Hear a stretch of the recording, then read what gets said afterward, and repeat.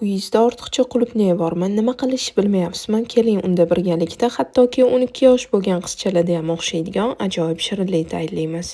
Demak, birinchi navbatda tuxumga shakarni qo'shib, mikser yordamida aralashtiramiz. Oppoq massa bo'lgandan keyin o'simlik yog'i bilan sutni qo'shib, aralashtirishda davom etamiz. Endi esa navbat unga. Faqat unni hammasini birdaniga solmanglar, hammani uni har xil.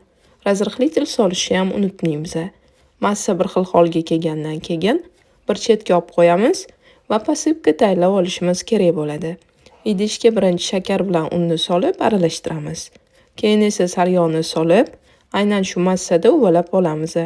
Qarabsizlarki, posipka ham tayyor.